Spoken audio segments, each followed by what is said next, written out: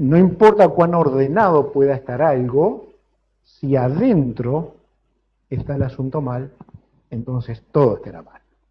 La religión y lo que Números, bueno, todo el Pentateuco nos está enseñando, es la forma que se debe vivir, la forma que se debe adorar.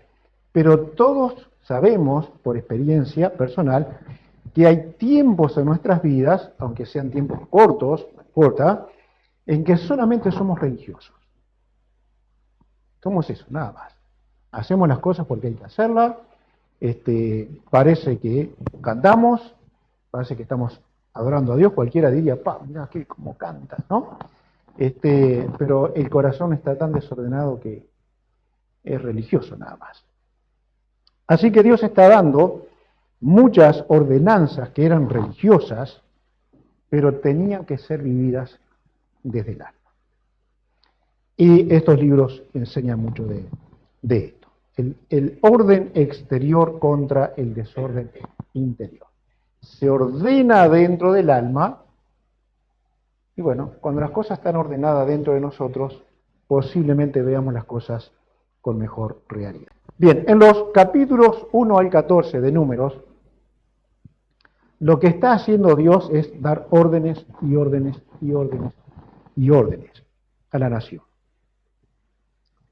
Pone límites a muchas cosas, por supuesto, y dentro de esos límites el pueblo iba a ser libre, dentro de esos límites. Así que la libertad no era libertinaje, era libertad controlada por Dios. Eran ordenanzas para lo que se puede ver, ordenanzas religiosas, externas, pero que tenían que ser vividas desde el alma. Nosotros normalmente pensamos, y por supuesto tiene su razón, de que lo que podamos ver en una persona habla de lo que hay en su interior. Porque en realidad no estamos viendo el interior. No podemos hacerlo. Entonces, puede ser entre nosotros que haya alguien que está aparentando. Bueno, verlo en mí, está aparentando, aparenta, pero solo el que está viviendo sabe cómo está el alma. Así que lo que para usted puede ser espectacular, para el que lo vive es simplemente religión. Todo hueco, todo vacío. Y a eso es lo que Dios quiere despertarnos con estos libros. Israel podía entrar a la tierra prometida dentro de los 2 primeros años de la salida de Egipto.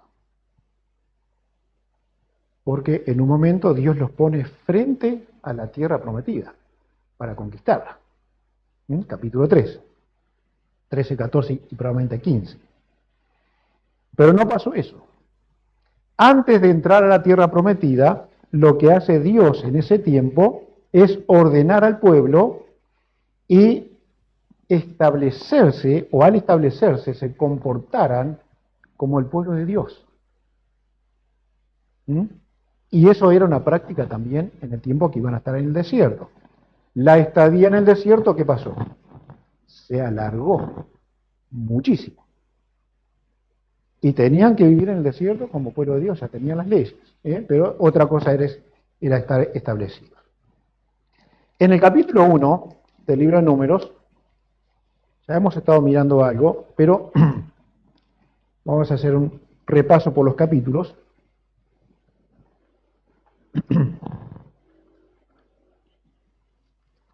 En el primer capítulo, Dios cuenta o hace contar los hombres aptos para la guerra. ¿Y por qué esto? Bueno, primero porque tenían que tener una defensa armada, hombres, ejército, para que como nación ellos hicieran lo mismo que cualquier otra nación estaba haciendo, nación formada. Tenían que defenderse. Y, ojo, porque Israel tenía que atacar, porque era un pueblo conquistador de la tierra prometida. Las personas que iban a participar de este ejército eran mayores de 20 años y recuerden esta edad para el futuro cercano, Se contaron 603.550 hombres mayores de 20 años para la guerra. Era un ejército grande. Creo que lo hablamos un poquito, no sé si domingo o viernes. Pero era un ejército grande. Uruguay no sé cuántos tiene. Tu hijo tiene ejército, ¿no? Pero son unos pocos miles, ¿no? Y creo que son unos pocos miles y cada vez son menos. Bueno, Ana capaz que sabe también que estuvo en el ejército, ¿no? Era mucho ejército, pero era una nación que iba a conquistar. Iba a conquistar, iba a guerrear. Así que en el capítulo 1, versículo 46, se nos dice esa cifra, 603.550 hombres para la guerra. Este ejército iba a estar destinado para que en breve tiempo la conquista de Canaán fuese una realidad. Sabemos lo que pasó. Capítulo 2, se ordena el campamento, sí. El tabernáculo iba a estar en el medio del campamento. Se ordena esto, se ordena el ejército, se ordena la parte espiritual, entonces, la parte social, la organización como nación o como ciudad. En el medio iba a estar el templo, alrededor, tabernáculo, alrededor los levitas, y después las tribus distribuidas muy ordenadamente. Muy ordenadamente. Había algo lindo, el tabernáculo, cuando se oficiaba en el tabernáculo, que comenzaba en la mañana, el que iba a ser el oficial del tabernáculo iba a estar de espaldas al sol. Y siempre iba a ser así. ¿Por qué? Porque los paganos lo hacían mirando al sol y tenía para ellos un significado. Así que Dios hizo algo muy distinto que los paganos. El sol es Dios, podríamos decir. La luz es Dios. En los 4 puntos cardinales iban a estar las tribus ordenadas y, Dios contradecía en gran medida al darle la espalda al sol. Capítulo 2. Capítulo 3. Versículos 41 y 45. Capítulo 3. Ahora sí, el censo a la tribu de Leví. Dice 41 y 45, y tomarás a los levitas para mí en lugar de todos los primogénitos de los hijos de Israel, y los animales de los levitas en lugar de todos los primogénitos de los animales de los hijos de Israel, yo Jehová. La tribu de Leví no fue contada con esta porción del ejército, ni siquiera con las tribus mismas, fue contada aparte. La razón era que esta tribu iba a encargarse del servicio religioso. De allí iban a salir sacerdotes, sumos sacerdotes, los levitas, llamados así, descendientes de Aarón, y ellos iban a tener la posibilidad del servicio completo en el tabernáculo y fuera del tabernáculo para beneficiar dentro del mismo. En Éxodo 36, no lo vamos a mirar, pero allí se construye el tabernáculo, se termina en Éxodo 40 y se levanta el tabernáculo en Éxodo 40, 34. Vamos a mirar para ver algo bien significativo en esto. Éxodo 40, 34.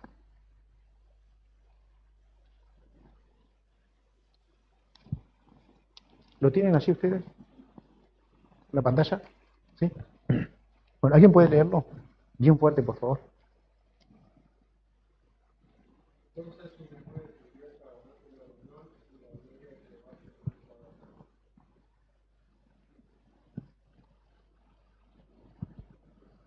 La gloria de Jehová.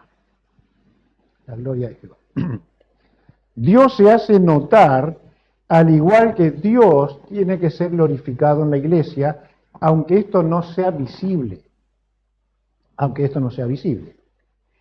La gloria de Jehová cubre aquel lugar cuando es levantado.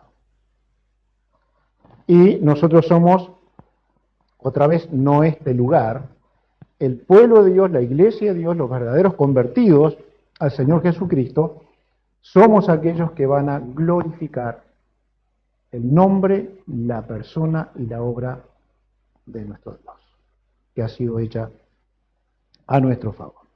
Esto debe hacerse notorio, y otra vez, va a ser notorio cuando adentro está bien, o perfectamente notorio, cuando adentro está bien y se hace exterior con una vida que honre a Dios. Otra vez a número. Capítulo 4 al 6, hacemos un repaso. En este capítulo, si ustedes pudieran leerlo en casa, se instruye a los levitas. Aquí se da enseñanza sobre la sanidad del pueblo, por supuesto, instrucción acerca de quienes roban, cómo tratarlo, la santidad sexual, y todo comienza a mostrar de que algo muy serio comienza a ocurrir. ¿Por qué? Porque cada cosa que se hacía desobedeciendo a Dios iba a tener consecuencias. Cada cosa iba a tener consecuencias. Así que esta sección es muy importante también por esto, ¿sí? Esto ya no era algo que tal vez se podía o no hacer. Esto era algo que Dios decía, y a veces al finalizar los capítulos o algunos versículos dice: yo, Jehová, no transo con esto, no cambio en esto, lo digo y lo mantengo. Y si habrá consecuencias, habrá que atenerse a ellas. Capítulo 7. Se levanta el altar del sacrificio. Capítulo 7. Se dedica. Cuando se levantó el tabernáculo, lo que hubo fue una gran generosidad del pueblo. Recuerden, había pasado año y poco de ellos saliendo de la tierra de Egipto, y ellos salieron ricos. ¿Se acuerdan? Salieron con muchas posesiones de valor, porque la gente, con tal de que se fueran, ¿recuerdan? Le dieron riquezas. Así que la gente vio el favor de Dios y comenzó a ofrendar para el tabernáculo. Lo mismo se hizo con el altar del sacrificio, y cuando éste comienza su funcionamiento, se ofrendaron para las cosas que se necesitaban para el sacrificio, herramientas, todas cosas útiles para los levitas, para que eso fuera un buen servicio a Dios. Capítulo 8. Vamos un poquito rápido, ¿no? Capítulo 8.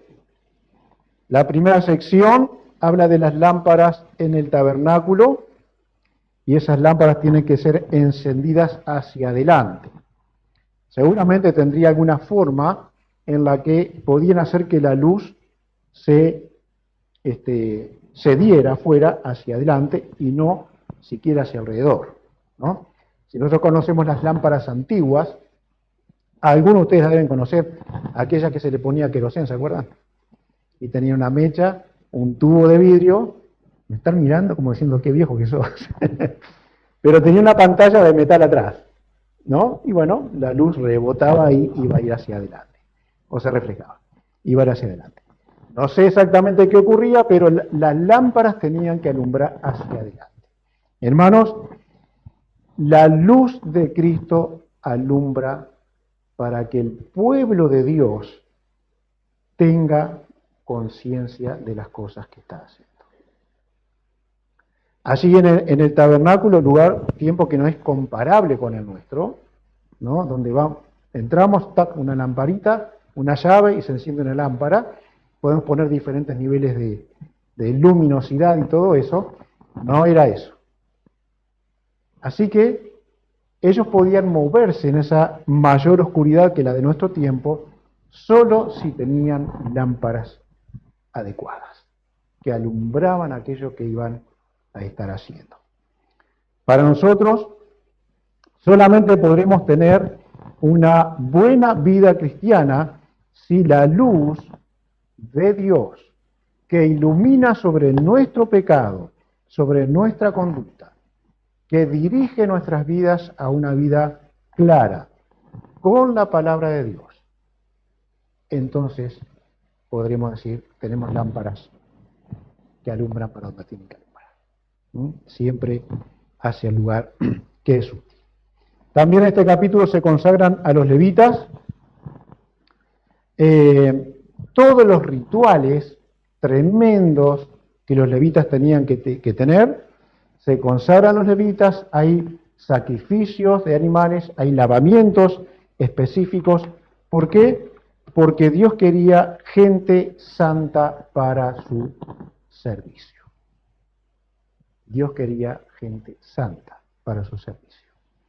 Estos levitas comenzarían sus tareas con 25 años. Hay dos edades que se muestran, pero probablemente sea que comenzaban a sus 25 años en una forma de aprendizaje y a los 30 años en una forma oficial. Se jubilaban antes que nosotros. A los 50 años dejaban su tarea, debían dejarla y ya no volvían nunca más a ejercer. Así que tenían una ardua tarea. Seguramente esto nos habla de algo. Dios estaba usando de estos hombres la edad más productiva para entonces. La mejor edad.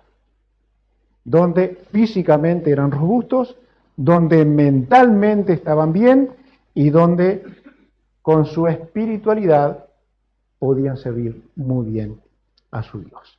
Así que capítulo 8, versículo 14, así apartarás a los levitas de entre los hijos de Israel y serán míos los levitas. Serán míos. Gracias a Dios que entre usted y yo no hay ninguna diferencia. La única diferencia que hay entre tú y yo es que un día, no me imagino cómo será eso, pero Dios me puede partir al medio por ser un mal obrero. Y no pareciera que ese extremo esté implicado en cualquier otro hijo de Dios. Así que, pero somos iguales. Tenemos responsabilidades que son en común. Podríamos decir, somos levitas, todos. Y hasta podemos decir, porque la Biblia lo dice, que somos reyes y sacerdotes dedicados a Dios. Y habla de todos, no habla de una parte específica de la congregación. Serán míos, todos pertenecemos a Dios y todos deberíamos intentar dar nuestros mejores años para que Dios sea glorificado. ¿Por qué? Porque la lógica dice que vendrán años en que no vamos a hacer, o una edad en la que no vamos a hacer, aunque tengamos la mejor intención, no vamos a hacer bien las cosas. Así que, por favor, jóvenes que tienen una edad fresca, honren, glorifiquen a Dios y tengan intención en esto. Capítulo 9.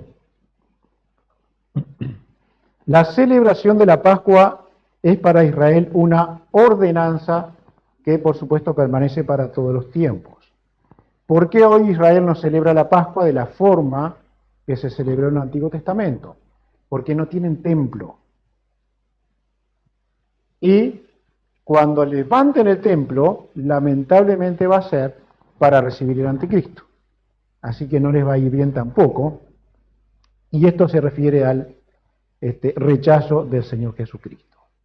El sacrificio que se celebraba en la Pascua era el recordatorio de un tiempo muy especial y muy cercano para ellos. En este momento que estamos mirando, es muy cercano. Tenía año y medio, 2 años, no mucho más que eso. Y ellos lo que hacían era recordar que hace poco tiempo nada más Dios les sacó de la esclavitud en Egipto. Y que para eso ellos debían sacrificar un animal, pintar con su sangre los portales, y si eso no ocurría, iban a morir. ¿Recuerdan? Todo primogénito donde no hubiese señal de sacrificio. Así que para ellos era algo muy importante, para Dios lo era, y Dios decreta que la celebración de la Pascua tiene que ser algo importante y muy importante para esta nación. Ellos tenían dificultades como de pronto nosotros podemos tener para congregarnos en alguna ocasión. Podían estar enfermos, podían estar inmundos, y eso quería decir que podían haber hecho cosas que estaban no prohibidas porque tenían que hacerlo, pero eso les llevaba a una contaminación. Por ejemplo, si tenían que enterrar un muerto, quien tocara al muerto quedaba inmundo, no iba a poder celebrar la Pascua. Podían estar viajando y no iban a celebrar la Pascua. Así que ellos podían celebrarla, esa gente, al mes siguiente. Pero la Pascua era algo muy importante, como lo es para nosotros recordar en la Santa Cena que el Señor Jesucristo dio su vida para salvarnos, así el arco del Calvario. También aquí Dios habla desde la nube, y está aquí en esta porción, en el capítulo 9, 15 en adelante. Es muy interesante porque la nube está sobre el tabernáculo, la nube podía moverse para caminar un día, detenerse y estar un tiempo allí, y podía detenerse 3 días o lo que fuera. Pero cada vez que esa nube se movía, ellos debían levantar campamento. Lo que sí ocurría, por supuesto, era que Dios les llevaba en dirección a esa tierra que Él había prometido. Ahora, pensemos en algo. También había una columna de fuego, ¿recuerdan? En la noche, y la columna de nube en el día. Se ponía sobre el tabernáculo. Y por supuesto que eso está hablando de cosas que tienen referencia al tabernáculo. Pero también tenemos que imaginar en un desierto un pueblo bajo la sombra de Dios. Ahora que nosotros tenemos mucho frío, aquí frente a la casa el sol es muy cortito, porque ya en un ratito comienza la sombra de los árboles, así que es muy frío. Pero si queremos aprovechar el rato de sol que tenemos de frente, entonces hay que abrir todo y sentarnos adelante o estar en el frente o lo que fuera para recibir ese sol, ¿no? Pero en verano no, es otra cosa, ¿no? Uno no quiere estar allá afuera, quiere estar adentro. Bien, en un desierto donde pudiera ser mucho más normal las temperaturas altas, Dios tenía sombra en el día y tenía en el fuego en la noche para darles calor también. Esa sombra le guiaba, esa nube le guiaba, y su sombra les guardaba del calor en el desierto. Capítulo 10. Las trompetas de plata, la primera parte de esta sección. Por supuesto que tenían un sentido. Los ejércitos tienen sonidos de trompeta. Y Pablo toma esto como un ejemplo para el hablar, ¿no? Entonces dice, si la trompeta diere sonido incierto, ¿qué va a hacer la gente? Si es cuando, aquí lo habla muy claro, es para congregarse, así que hay un sonido de trompeta para congregarse, es para reunirse con los jefes, entonces suena otra trompeta, es para alarma, para prepararse para una guerra posible. Y si en vez de tocar en tiempo de guerra la trompeta para congregarse, va a ser un problema. Así que Dios definió muy bien qué trompeta o qué sonido era para cada cosa. ¿Les hace acordar algo esto? Trompetas, seguro que un par de cosas por lo menos. El Apocalipsis está en el sonido de las 7 trompetas, los juicios de las 7 trompetas, pero tenemos algo muy lindo en 1 Tesalonicenses 4, 15 al 17. Si alguien lo puede leer, tal vez Santi, bien fuerte, por favor. 1 Tesalonicenses 4, 15 al 17.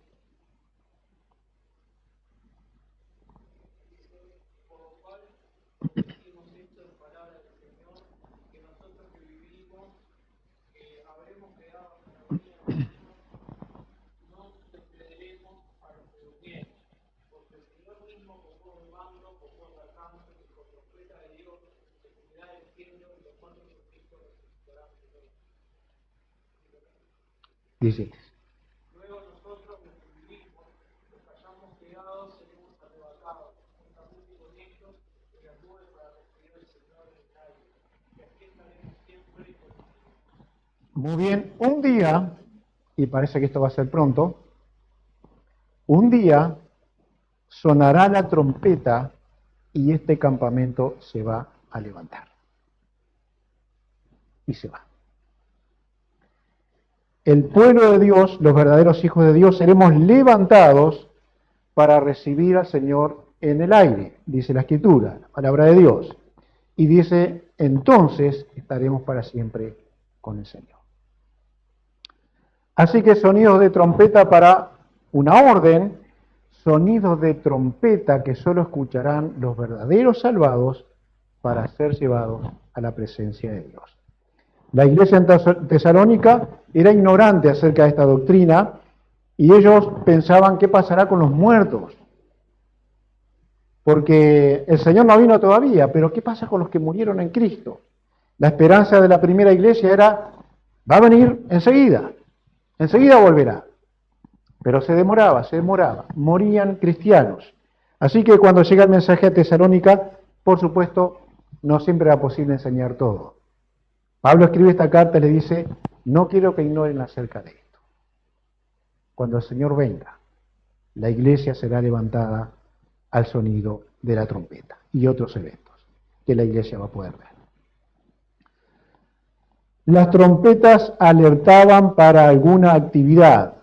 No siempre era la actividad que podía llevar a la muerte, como la guerra.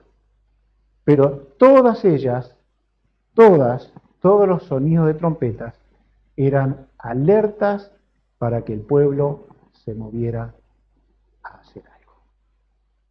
Siempre. Hijo de Dios, que era Dios que, bueno, en la imaginación escuchemos muchas trompetas, pero sepamos para qué es. Porque precisamos estar alertas. Velad y orad para que no entréis en tentación. Por ejemplo, dice el Señor Jesucristo. La trompeta es la orden de Dios para diferentes cosas y todos somos ordenados, tenemos órdenes de Dios y capacitados a hacer cosas para Él. En el versículo 11, versículo 11, a ver, déjenme ver.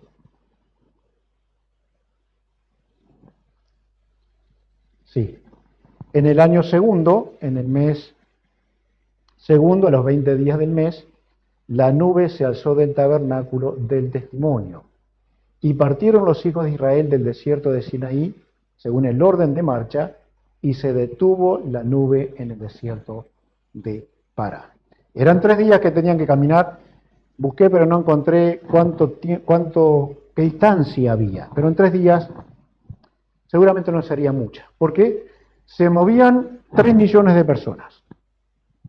Había que desarmar el tabernáculo. Era algo muy fácil de desarmar y era fácil de transportar. Dios le había dado las órdenes de tal manera que los levitas, si se ponían en actividad, al ratito tenían todo cargado. Incluso el arca era cargada con palos y partes del tabernáculo también. Dejan el desierto del Sinaí y comienzan el recorrido por primera vez se levanta el tabernáculo. La nube se levanta y se empieza a mover. Por primera vez. Y ellos van camino a esa tierra prometida. La marcha es en orden. Dios había preparado el orden del pueblo para la salida, y si lo leen van a ver que es específico. Sale el pueblo con un orden, y cuando vayan a parar en el desierto de Parán, se van a establecer en el orden que Dios les dio ya como una figura primera. 2 años, el año 2, el primer mes, y a los 20 días salen del desierto de Sinaí para el desierto de Parán. El capítulo 10 al final, 35 y 36, mirá qué interesante lo que Moisés oraba. Cuando el arca se movía, Moisés decía: levántate, oh Jehová, y sean dispersados tus enemigos, y huyan de tu presencia los que te aborrecen. Y cuando ella se detenía, decía: vuelve, oh Jehová, a los millares de Israel. Levántate, oh Jehová. Era como decir: ve delante de nosotros, abre el camino, que los enemigos se dispersen, que te teman a ti, y cuando nos establezcas, vuelve hasta nosotros, mora con nosotros en este lugar. No solamente era, por lo menos para aquel tiempo, si lo pusiéramos hoy, bueno, hay camiones, hay un montón de cosas, sería mucho más fácil. Pero para la época era una manera muy fácil de mover todo lo que tenía. Podían llegar al desierto de Parán y podían tener más cerca la esperanza de la tierra prometida. ¿Qué estaba pasando? El orden estaba gobernando en Israel. Ahora, sería un orden que se condecía, eso está bien dicho, con el orden del alma, o era un orden aparente. Tenemos que hacerlo, vamos a probar. ¿Sería solo Moisés el que estaba creciendo verdaderamente esto? ¿Le acompañaría Aarón? ¿Le acompañaría María? ¿Le acompañaría Josué y Caleb? ¿Los jefes de las tribus estarían de acuerdo con Moisés? ¿O en el alma había desórdenes y hacía que todo esto fuese solamente una parte religiosa? En el capítulo 11 comienza a verse el alma. Y comienza a verse que el tabernáculo podía estar vacío y no era un problema. Que la nube podía lloverse toda o irse muy lejos, que no había problema. O que el fuego en la noche podía apagarse. Y que nadie estaba creyendo que Dios era el que le sostenía. Capítulo 11 entonces, versículo 4, primeramente. Y la gente extranjera que se mezcló con ellos tuvo un vivo deseo, y los hijos de Israel también volvieron a llorar y dijeron: ¿quién nos diera a comer carne?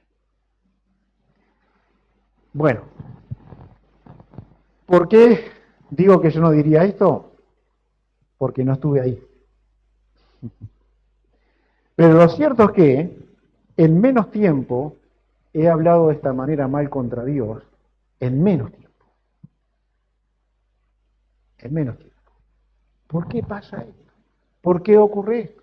¿Por qué no le ocurre a aquel que parece ser más pecador? ¿Por qué me ocurre a mí? ¿Por qué nosotros? ¿Por qué no tenemos carne? ¿Por qué hay necesidad? No solamente es carne, el asunto es el pecado, y el pecado es la codicia. La codicia. Si nosotros dijéramos, hoy, yo jamás diría contra Dios algo si me faltara el dinero, tendríamos que ver si no hay actitudes de codicia hacia otras cosas. Y ahí podríamos decir que estamos libres. Si no, no. El desorden comienza en el capítulo 11. Moisés es afectado. El versículo que leímos, los extranjeros que se unieron a ellos. No tenían prohibido unirse. Dios les permitió unirse, pero comenzaron un problema muy grave.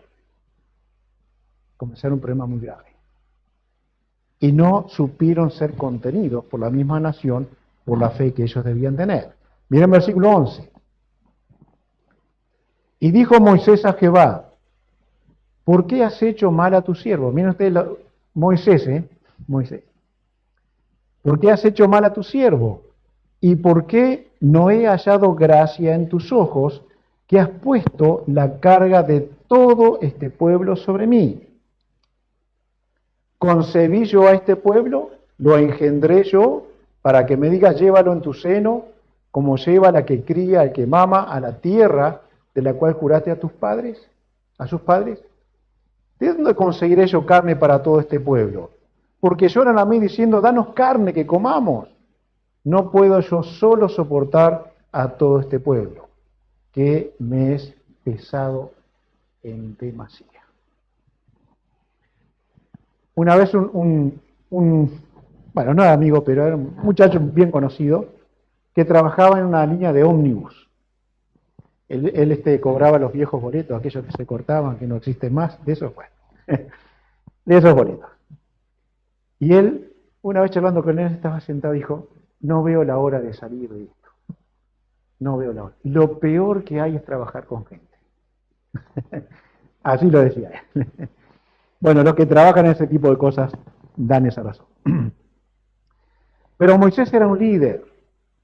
Era un hombre que estaba al frente de una nación que Dios lo había puesto allí. Y recuerden ustedes que él tuvo sus tiempos donde dijo, no, ¿qué voy a ir yo? No sé hablar, pero Dios le había dado una orden. Así que, más acá o más allá, él tuvo que aceptar, y creo lo hizo de corazón, llevar a este pueblo delante de Dios a la tierra prometida. Ahora, lo que vemos aquí es un momento donde el hombre más manso de la tierra se vino abajo. Se vino abajo. Me piden a mí, ¿y quién soy yo para darle este alimento? La carga era muy pesada para ser soportada. Pero hermanos, nosotros todos tenemos cargas que la medimos en tanto la tenemos nosotros. Así que cuando la comparamos con otro, generalmente vamos a decir, sí, pero mi carga es más pesada. Y lo único que ha pasado es que se me quebró la uña. ¿No? Y hay gente que le da importancia a eso. Y hay cosas para criticar en cuanto a eso. Lo que quiero decir es, mi carga es la más pesada. Pero para todos y para toda carga, Dios tiene solución. Para todas.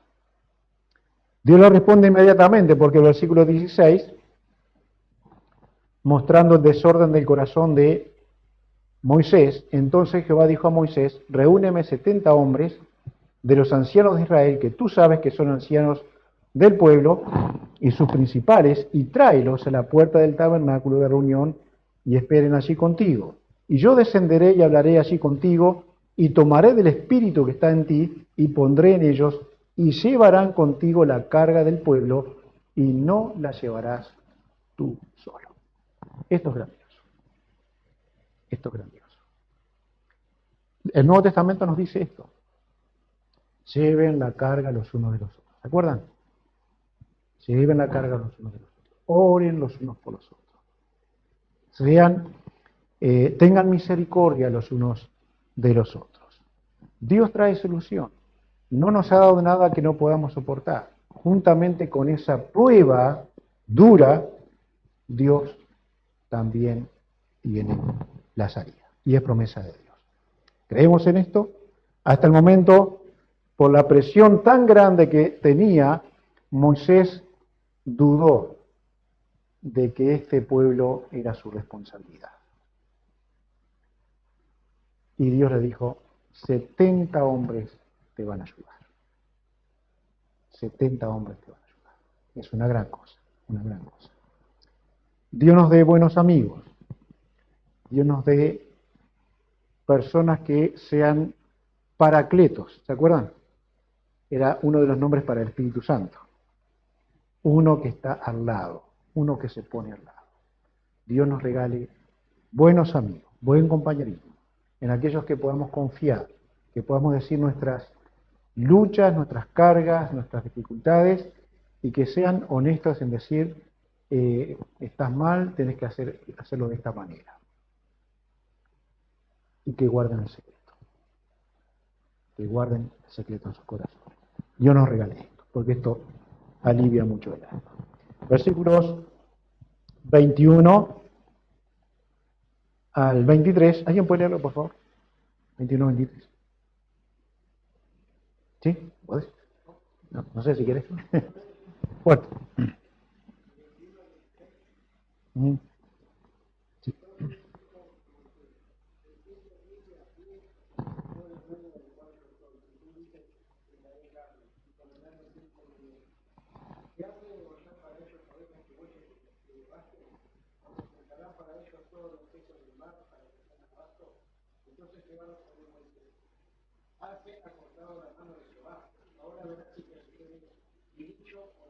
Muy bien. La pregunta en esta versión, ¿acaso se ha cortado la mano de Jehová? Bueno, sí, Moisés estaba dudando. No creía que Dios podía darle de comer a toda esa gente. ¿Recuerdan los discípulos? También, había 5.000 personas, solo hombres. Bueno, háganos recostar y denles de comer. ¿Recuerdan? Pero no, precisaríamos tanto dinero para darle a toda esta gente. No podemos. Bueno, recuéstenlo. Y aparece un pequeño montoncito de peces y panes, y Dios, el Señor Jesucristo, multiplica y provee. Así que ahora Moisés repite esa duda. No hay forma de que ayudemos a esta gente. No podemos hacerlo. Bueno, Moisés, ahora verás si podemos darle de comer o no. Versículo 28 en adelante. Otra dificultad que se avecina allí. Había algunos de estos 70 hombres que Dios iba a poner como ayudantes para Moisés. 2 de ellos estaban fuera, no estaban en el lugar, y ellos comienzan a profetizar. Y Josué, ayudante de Moisés, dice, 28, entonces respondió Josué, hijo de Nun, ayudante de Moisés, uno de sus jóvenes, y dijo, Señor mío Moisés, impídelos. Estaban profetizando. Y miren lo que dice Moisés. Y Moisés le respondió, ¿tienes tú celos por mí? Ojalá todo el pueblo de Jehová fuese profeta, y que Jehová pusiera su espíritu sobre ellos. ¿Qué tenemos que decir, hermanos? Quiera Dios que todos seamos siervos de Dios. Todos. Que todos seamos capaces de predicar. Que todos seamos capaces de testificar. Que todos seamos capaces de hacer una tarea que se supone que la hace un pastor, pero tiene que hacerla todo. Quiera Dios que esto ocurra. ¿Por qué? Porque es absolutamente necesario. Todos como iglesia, y hoy somos poquitos, sin embargo, todos como iglesia precisamos estar activos para que Dios sea honrado. Que Dios tome entre nosotros quienes van a servirle con fidelidad al Señor. La respuesta de Dios es que le dio tanta carne que se asquearon de la carne. ¿Se acuerdan?